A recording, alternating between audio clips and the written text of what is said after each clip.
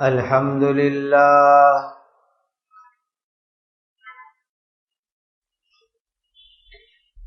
الحمد لله على نعمة الإسلام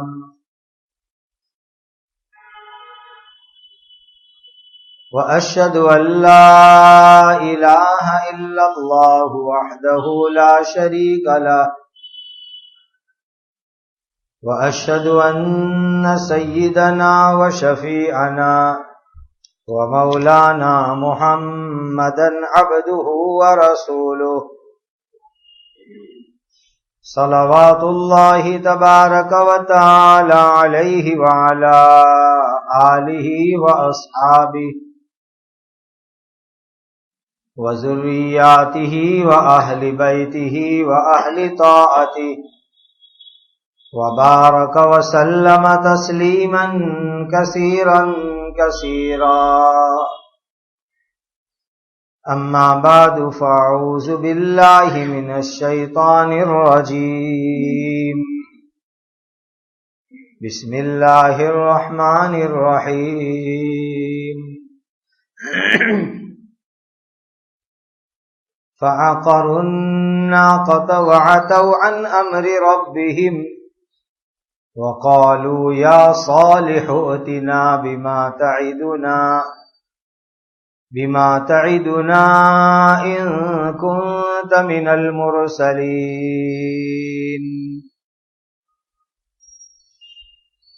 فأخذتهم الرجفة فأصبحوا في دارهم جاثمين. یہ سورۃ الاعراف کی آیت نمبر 77 اور 78 ہے. اللہ تعالی کے پاک ارشاد کا خلاصہ یہ ہے، سون گھمنڈ کرنے والے لوگوں نے حضرت صالح علیہ السلام کی اونٹنی کو کاٹ ڈالا اور انہوں نے اپنے رب کے حکم سے سرکشی کی، اور وہ گھمنڈی لوگ بے باکی سے کہنے لگے، اے صالح، اگر تم واقعی رسولوں میں سے ہو تو وہ عذاب ہمارے پاس لے آؤ جس کی تم ہم کو دھمکی دیتے ہو، جس سے تم ہم کو ڈراتے ہو. سو ان قوم سمود کو زلزلے نے پکڑ لیا، وہ صبح کے وقت اپنے گھر میں اوندھے پڑے رہ گئے. فتولی عنہم وقال یا قوم لقد ابلغتکم رسالت ربی ونصحت لکم ولکن لا تحبون الناصحین. پھر وہ صالح علیہ السلام اپنی قوم کے لوگوں سے منہ پھیرا کر چلے گئے اور وہ کہنے لگے، اے میری قوم، پکی بات یہ ہے کہ میں نے تم کو اپنے رب کا پیغام پہنچا دیا اور میں نے تو تمہاری بھلائی چاہی، لیکن تم ہو کہ بھلائی چاہنے والوں کو پسند نہیں کرتے. اللہ کے نبیوں کے واقعات چل رہے ہیں سورہ اعراف میں. گزشتہ مجلس میں حضرت صالح علیہ السلام کا واقعہ آدھا ہوا تھا. ان کی قوم کا نام قوم سمود ہے. اس قوم سمود کے لوگوں نے حضرت صالح علیہ السلام کو یوں کہا، اگر آپ سچے نبی ہیں تو ہم جو چمتکار مانگے، معجزہ مانگے، وہ تم ہم کو دکھلاؤ. حضرت صالح علیہ السلام نے پوچھا، تم کیا دیکھنا چاہتے ہو؟ کیسا چمتکار تم دیکھنا چاہتے ہو؟ تو انہوں نے کہا کہ یہ پہاڑ ہے، پہاڑ میں پتھر کی چٹان ہے، اس چٹان میں سے آپ ایک اونٹنی کو نکالیے. کیسی عجیب بات. کہ پورا پتھر کا بنا ہوا پہاڑ میں سے زندہ اونٹنی نکلے، وہ بھی 10 مہینے کی گھابن نکلے، اور نکل کے آ کر کے فوراً وہ بچے کو جنم دے دے، تو ہم تمہارے اوپر ایمان لائیں گے۔ حضرت صالح علیہ السلام نے اللہ کی بارگاہ میں دعا کی، اللہ نے ان کی دعا قبول فرمائی، پتھر کی چٹان پھٹی اور اندر سے ایک بڑی اونچی لمبی چوڑی تگڑی اونٹنی نکل کے آئی۔ ایسی اونٹنی جیسے عام طور پر دنیا میں جو اونٹ کی سائز ہوتی ہے اس سے کم از کم 5-10 گنی بڑی اونٹنی نکل کر کے تقریباً آئی۔ اب یہ اونٹنی اللہ کی قدرت سے آئی تھی، اس لیے اس کو کھانا بھی بہت چاہیے، پانی بھی بہت چاہیے۔ جو بستی کے باہر کھیت ہوتے ہیں گھاس چرنے کے، وہاں یہ جاتی تھی تو پورے کھیت کو اکیلی کھا کے صاف کر دیتی تھی، اور کنویں کے اوپر پانی پینے آوے تو پورے کنویں کا پانی وہ اکیلی پی کر کے ختم کر دیتی تھی۔ اب پوری قوم، پوری شہر اس کے لوگ ہیں، ان کے جانور ہیں، ان کو کھانا پانی نہیں ملتا، تو پھر باری بنائی گئی۔ باری یہ بنائی کہ ایک دن حضرت صالح کی اونٹنی پانی پینے آئے گی، اس دن پبلک کا، لوگوں کا، شہر والوں کا ایک بھی جانور پانی پینے نہیں آئے گا، اور دوسرے دن حضرت صالح علیہ السلام کی اونٹنی نہیں آئے گی، جانور آئیں گے پورے شہر کے، پوری قوم کے پانی پینے کے واسطے۔ باری بن گئی، لیکن پبلک کو، شہر والوں کو تو فائدہ ہی فائدہ تھا۔ فائدہ یہ تھا ان کے لیے کہ جس دن حضرت صالح علیہ السلام کی اونٹنی کی پانی کی باری ہوتی، وہ پورے کنویں کا پانی پی تو جاتی تھی، لیکن اس کے بعد وہ دودھ دینا شروع کر دیتی۔ اللہ کی قدرت سے آئی ہوئی اونٹنی تھی تو اتنا دودھ دیتی کہ پورے شہر میں جتنے برتن ہیں وہ سب دودھ سے بھر جاتے تھے، اتنا دودھ وہ دیتی تھی۔ تو شہر والوں کو اس دن پانی تو نہیں ملتا، لیکن دودھ ہی دودھ مل جاتا تھا۔ اب وہاں کچھ بڑے مالدار جانور والے لوگ تھے، ان کو یہ تقسیم اور باری پسند نہیں آئی۔ اس میں 2 بڑی مالدار عورتیں تھیں جن کے پاس بہت سارے جانور تھے۔ ایک عورت کا نام تھا صدوق، اور ایک عورت کا نام تھا انیزہ۔ یہ بڑی مالدار جانور والی عورتیں تھیں، اور اس زمانے کے اندر جس کے پاس جتنے زیادہ جانور ہوئے وہ اتنا بڑا مالدار۔ کار تو تھی نہیں، اسی لیے مالداری کی نشانی جانور ہوتے تھے۔ تو یہ دونوں عورت بڑی مالدار، ان کے پاس بہت زیادہ جانور، اور یہ دونوں عورت بڑی خوبصورت تھی۔ اور اس دنیا کے اندر خوبصورتی کے فتنے نے بڑے بڑے فساد مچائے ہیں۔ سب سے پہلا جھگڑا آدم علیہ السلام کے بیٹے قابل حابل میں ہوا، وہ بھی خوبصورتی کے بنیاد پر جھگڑا ہوا۔ یہ بھی اتنا بڑا فتنہ کھڑا ہو رہا ہے، یہی خوبصورتی کی بنیاد کے اوپر۔ یہ دونوں عورتیں کہنے لگی یہ باری ہم کو نہیں چلتی۔ کون ہے ایسا آدمی جو حضرت صالح علیہ السلام کی اونٹنی کو کاٹ ڈالے، اس کو مار ڈالے؟ ایسا کون ہے؟ اور انہوں نے انعام کی آفر رکھی کہ جو ان کو کاٹ ڈالے، مار ڈالے، تو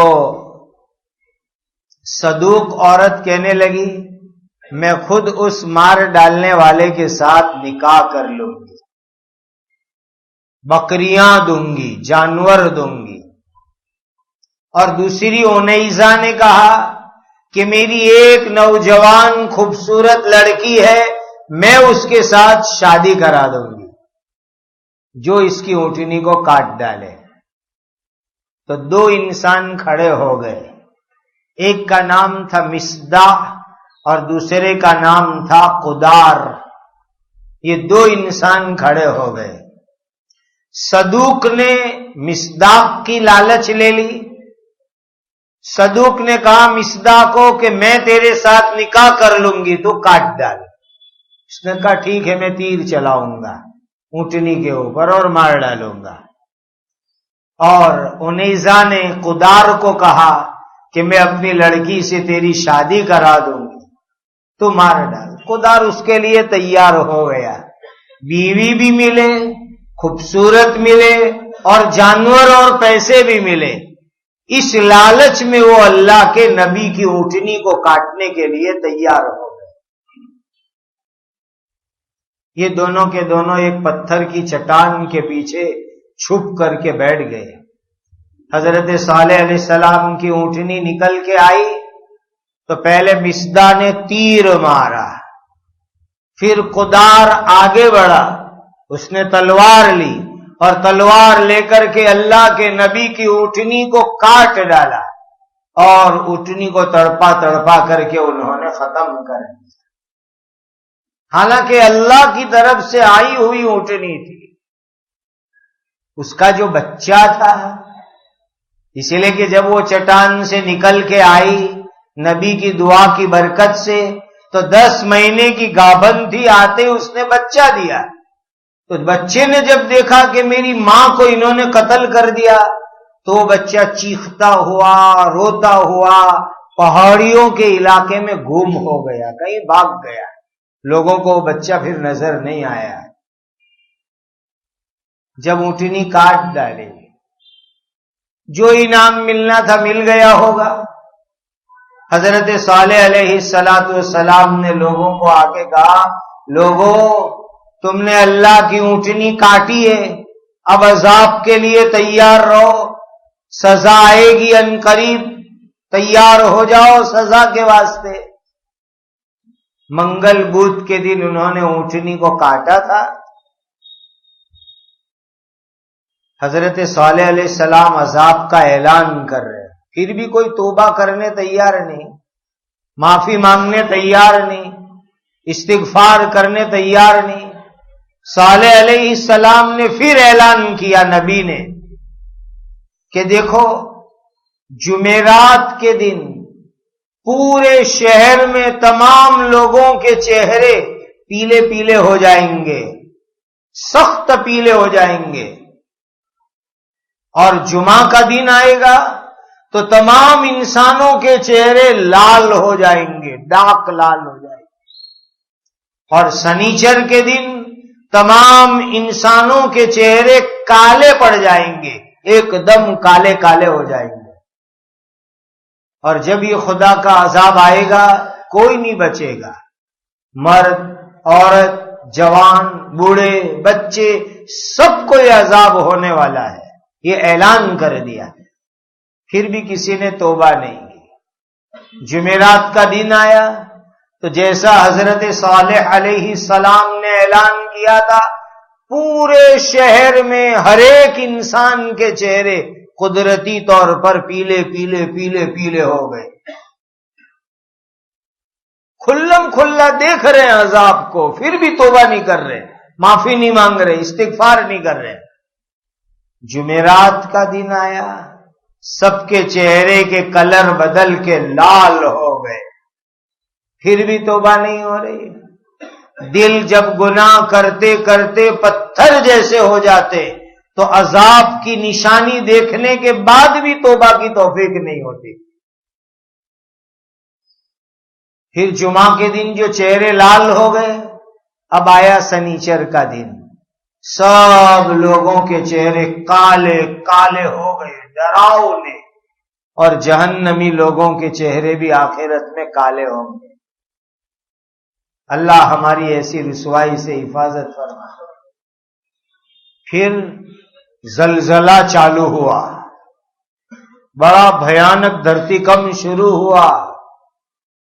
پھر حضرت جبرائیل امین آئے، اللہ کے فرشتے، اور جہاں ان کی بستی تھی، ان کا شہر تھا، اس کے کنارے کے اوپر کھڑے ہو کر جبرائیل نے ایک بھیانک چیخ لگائی، بھیانک آواز لگائی، جس کی وجہ سے پورے شہر میں تمام انسانوں کے کلیجے پھٹ گئے، مر گئے، اور سب زمین پر الٹے گر گئے۔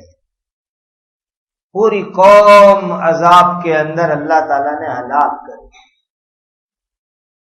ان کا ایک آدمی تھا ابو رگال نام کا۔ یہ ابو رگال حرم شریف گیا ہوا تھا۔ جیسے آپ کو گزشتہ مجلس میں بتلایا تھا کہ یہ قوم مدینہ کے قریب رہتی تھی، اور ابھی بھی ان کے مکان موجود ہے اتنے ہزار سال کے بعد بھی۔ تو ان کا ایک آدمی ابو رغال نام کا حرم میں گیا ہوا تھا۔ اللہ نے حرم کی برکت سے، مکہ کی برکت سے اس کی حفاظت کی، وہ نہیں مرا۔ پھر جب وہ حرم سے نکل کے آیا تو اس نے بھی توبہ نہیں کی، تو اس کو بھی وہیں عذاب دے دیا گیا اور وہیں اس کو ہلاک کر دیا اللہ تعالیٰ۔ ایک مرتبہ حضرت نبی کریم صلی اللہ علیہ وسلم ادھر کی طرف سے گزرے تو آپ نے خود بتلایا کہ یہ رہی ابو رگال کی قبر، جو حرم میں آیا تھا اور عذاب سے بچ گیا تھا، پھر حرم سے نکلا تو اس پر عذاب آیا تھا۔ یہ رہی ابو رغال کی قبر، طائف کی طرف ہے۔ پھر حضور نے یہ بھی فرمایا اس کی قبر میں اس کی لاش کے ساتھ سونے کی لکڑی ہے۔ تو صحابہ نے اس کی قبر کھودی تو اندر سے سونے کی لکڑی نکلی، وہ نکال لی۔ اور کہتے ہیں کہ طائف کے اندر جو قبیلہ ہے بنو ثقیف، یہ بنو ثقیف قبیلہ اسی ابو رغال کی اولاد میں سے ہے، جس میں سے محمد بن قاسم ثقفی پیدا ہوئے، اور ہمارے ایشیا کھنڈ کے اندر بھارت، پاکستان، بنگلہ دیش میں جو ایمان آیا، وہ ایمان کی بہار کو لانے والے محمد بن قاسم ثقفی ہیں، وہ ابو رغال کی اولاد میں سے۔ 4000 ایمان والے اس شہر کے اندر تھے، باقی پوری قوم ایمان نہیں لائی تھی۔ جب انہوں نے حضرت صالح علیہ السلام کی اونٹنی کاٹ ڈالی تو صالح علیہ السلام ان کو نصیحت کرنے لگے، یہ کیا حرکت کی تم لوگوں نے؟ کیا تم کو اتنی شرم بھی نہیں آئی کہ تم نے خود مانگی تھی یہ اونٹنی اور اللہ نے اپنی قدرت سے بھیجا، تم نے اس کو مار ڈالا؟ تو کچھ آوارہ قسم کے لوگ رات کے وقت تیار ہوئے کہ اللہ کے نبی ہی کو قتل کر ڈالے، کہ آج اونٹنی کو کاٹا کل نبی کو مار ڈالے۔ تو رات کو 9 آدمی چپ چاپ آئے حضرت صالح علیہ السلام کو قتل کرنے کے واسطے۔ اللہ نے ان کے اوپر پتھر کی بارش برسائی اور وہ 9 کے 9 ہلاک کر دیے گئے۔ پھر باقی قوم کو اللہ کا عذاب آیا۔ 4000 انسان ایمان والوں کو لے کر حضرت صالح علیہ السلام بستی سے نکل کر کے روانہ ہو گئے۔ اور کہاں گئے؟ بعض روایتوں سے پتہ چلتا ہے کہ حضرموت نامی ایک شہر ہے، وہاں تشریف لے گئے اور وہیں آپ نے اپنی باقی زندگی گزاری، وہیں آپ کا انتقال ہوا، وہیں آپ کی قبر بنی، یا کہ مکہ مکرمہ آئے اور وہاں آپ کا انتقال ہو گیا۔ اس طرح اتنی بڑی طاقت والی قوم اللہ کے نبی کی نافرمانی اور اللہ کی طرف سے آئی ہوئی اونٹنی کو کاٹنے کی وجہ سے اللہ نے اس پوری قوم کو عذاب کے اندر ہلاک کر دیا۔ کاٹنے والے تو دو تھے، قدار اور مصداح، لیکن پوری پبلک نے ان کو سپورٹ کیا تھا، سب نے ان کی مدد کی تھی، اسی لیے پوری قوم پر اللہ کا عذاب آیا۔ جب ایک آدمی گناہ کرے اور دوسرے لوگ ان کی مدد کرے تو وہ بھی گناہ میں شامل سمجھے جاتے ہیں، خدا کا عذاب ان کے اوپر بھی آتا ہے۔ یہ بستی آج بھی ہے، مدینہ سے تقریباً 400-450 کلومیٹر، مدائن صالح کہلاتا ہے۔ میرے اور آپ کے پیارے آقا حضرت محمد الرسول اللہ صلی اللہ علیہ وسلم جب زندگی کی آخری جنگ میں تشریف لے گئے، غزوہ تبوک میں، تبوک ایک سٹی کا نام ہے، اس وقت سعودیہ میں، حضور کے زمانے میں وہاں عیسائیوں کا بڑا مرکز تھا، تو وہاں حضور جنگ کے لیے تشریف لے گئے۔ تو تبوک سے جب حضور ریٹرن آ رہے تھے، واپس آ رہے تھے، تو ان لوگوں کے شہر سے حضور کا گزرنا ہوا، تو صحابہ کو ارشاد فرمایا جلدی جلدی چلو، کوئی یہاں رکے گا نہیں، کوئی یہاں کے کنویں سے پانی بھی نہیں لے گا، اور کوئی یہاں آرام بھی نہیں کرے گا، سب چلو جلدی جلدی۔ اور اس کے بعد نبی کریم صلی اللہ علیہ وسلم نے فرمایا جس جگہ پر اللہ کا عذاب آیا ہو ایسی بستی کے اندر جاؤ مت، اور اگر ادھر جانا پڑے تو روتے روتے جاؤ کہ ارے یہ وہ بستی ہے جہاں اللہ کا عذاب آیا تھا، وہاں روتے روتے جاؤ۔ یہ حضور نے حکم دیا ہے۔ کچھ صحابہ نے جلدی میں آٹے میں پانی ڈال کر گوندھ لیا تھا روٹی بنانے کے واسطے، جب اس بستی سے گزر ہوا تو وہاں کنواں ہے، کنویں میں پانی دیکھا، عرب میں پانی کم ملتا ہے، صحابہ سفر میں تھے، پریشانی دی، تو انہوں نے اس کنویں سے پانی کھینچا اور آٹے میں ڈالا روٹی گوندھنے کے لیے۔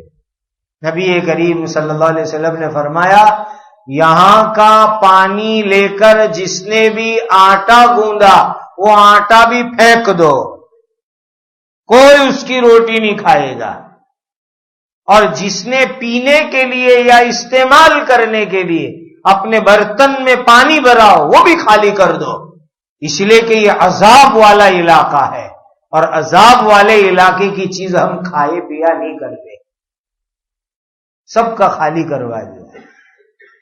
اور آج تو دنیا میں ایسی عذاب کی جگہوں پر لوگ ٹور کرنے جاتے ہیں، گھومنے جاتے ہیں، تفریح کے لیے جاتے ہیں۔ آج کل اسی علاقے میں بڑی بڑی 5 سٹار 7 سٹار ہوٹل ہے، لوگ ٹورسٹ جاتے ہیں، باقاعدہ گھومنے پھرنے جاتے ہیں۔ اور آئندہ ہفتے جو واقعہ آ رہا ہے حضرت لوط علیہ السلام کی قوم کا، اس علاقے میں بھی لوگ ٹور کرنے جاتے ہیں، واٹر پارک بنے ہوئے ہیں، 7 سٹار ہوٹلیں بنی ہوئی ہے، اور عیاشیاں ہو رہی ہے، حالانکہ حضور نے وہاں کا پانی پینے سے بھی منع فرمایا، اور فرمایا کہ گوندا ہوا آٹا بھی پھینک دو، صحابہ کو یہ فرمایا۔ ایسی عذاب والی قومیں اللہ تعالیٰ نے ان کو نبی کی نافرمانی پر ہلاک کر دیا۔ اللہ ہم سب کو اپنے پیارے آقا حضرت محمد الرسول اللہ صلی اللہ علیہ وسلم سے سچی محبت عطا فرمائے، اور حضور کی اطاعت اور فرما برداری کی اللہ ہمیں توفیق دے، اور نافرمانی سے اللہ ہماری اور پوری امت کی حفاظت فرمائے۔ اللہ اپنے عذاب سے بھی ہمیں سلامت رکھے۔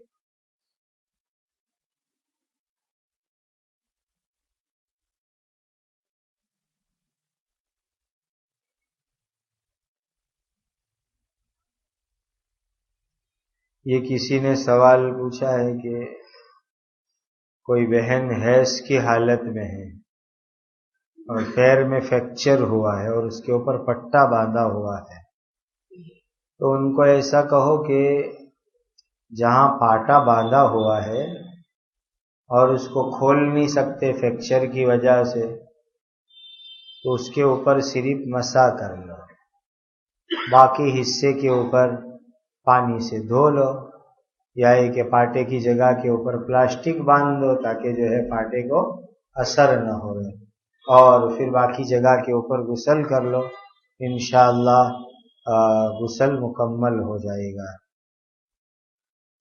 عمر بھائی بتی والے کافی عرصے سے بے ہوش ہے، اللہ تعالیٰ ان کو ہوش عطا فرمائے، اللہ ان کو شفا اور تندرستی عطا فرمائے۔ بلال عبد رسول مومنہ وہ بھی بیمار ہیں، اللہ اس نوجوان کو شفا عطا فرمائے، تندرستی عطا فرمائے، لمبی عمر عطا فرمائے، اللہ اس کی عمر اور زندگی میں خوب برکت عطا فرمائے۔ ہمارے یہاں قاری رضوان صاحب ہے، ان کے والد کا انتقال ہو گیا، اللہ تعالیٰ ان کی بال بال مغفرت فرمائے۔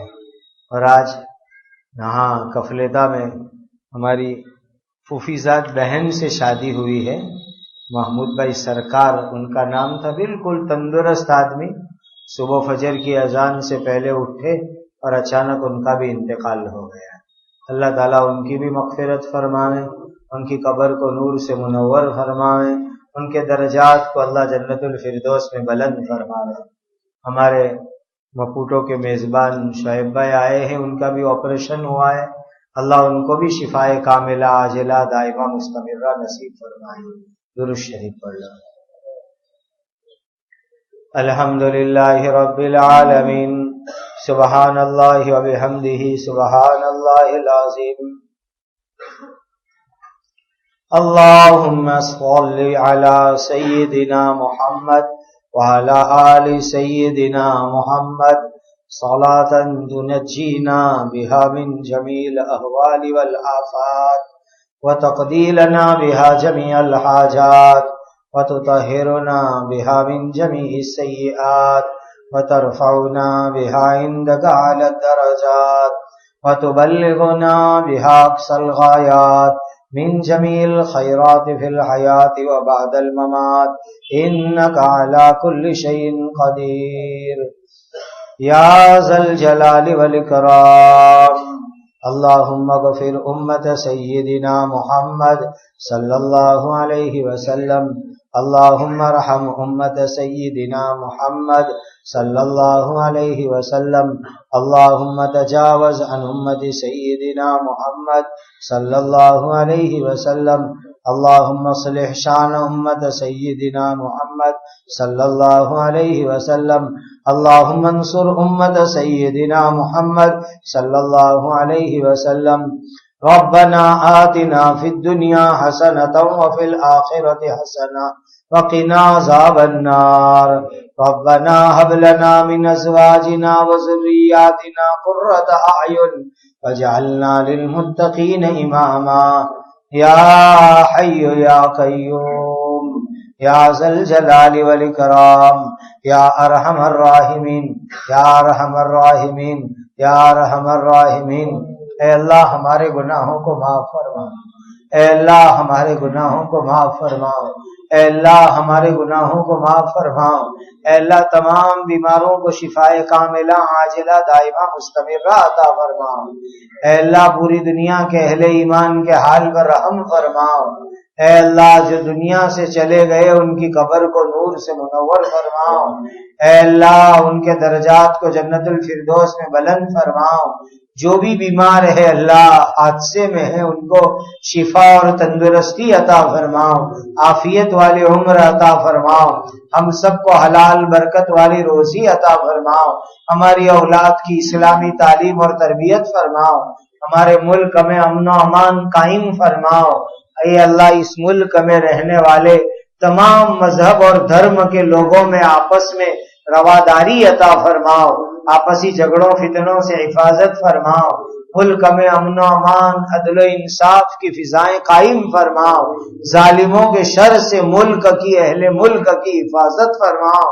اے اللہ امت کے حال پہ رحم فرما دیجئے، بے گھروں کو گھر عطا فرما دیجئے، اجڑوں کو آباد فرما دیجئے، بے سہاروں کو سہارا عطا فرما دیجئے، محبوسین کو رہائی عطا فرما دیجئے، مقدمات میں ماخوذوں کو بری فرما دیجئے، ہمیں زندگی میں بار بار مکہ مدینہ کے حاضری عطا فرما دیجئے۔ اے اللہ اس ملک میں شریعت اسلامیہ کی مکمل حفاظت فرماؤ، حرمین شریفین کی حفاظت فرماؤ۔ اے اللہ عافیت، سلامتی، عزت، تقوی عطا فرماؤ، ہماری جائز مرادیں اور تمنائیں پوری فرماؤ۔ زندگی میں بار بار اے اللہ ہمیں ذکر و شکر کا اہتمام عطا فرماؤ۔ اے اللہ ہماری عمر میں، علم میں، عزت میں برکت عطا فرماؤ۔ حضرت نبی کریم صلی اللہ علیہ وسلم نے جتنی خیر مانگی ہمیں اور پوری امت کو عطا فرماؤ۔ حضرت نبی کریم صلی اللہ علیہ وسلم نے جن شرور سے پناہ چاہی ہماری اور پوری امت کی حفاظت فرماؤ۔ اے اللہ ہماری اولاد کی اسلامی تعلیم اور تربیت فرماؤ، جن کے گھروں میں جوان بیٹے بیٹیاں ہیں ان کے لیے مناسب رشتے عطا فرماؤ۔ اے اللہ ہماری اس دعاؤں کو قبول فرماؤ۔ آمین آمین آمین۔ وصلی اللہ علی النبی الکریم۔ سبحان ربک رب العزت عما یصفون وسلام علی المرسلین والحمد للہ رب العالمین۔